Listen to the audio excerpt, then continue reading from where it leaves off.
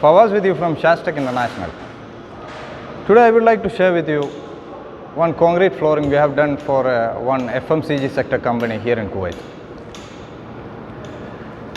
The flooring was tile before, but in order to access the forklift entry, client has forced to change the flooring. So now we are doing concrete flooring for this area.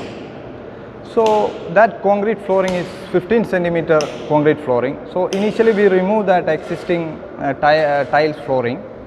Then we clean that area. Then after that one we have applied the polyurethane foam. Then again one coating for that one. You can see that one, it's a grey color, that is a coating. Then after that one we are going to do the concrete. So this area is little far from that road. So here we are using that stationary pump. So it is we put the 500 micron nylon. Then after that one there's 12 mm steel bars. Then K400 SRC concrete here we are going to use. So this way we are going to make, and we are using the dry shake hardener also.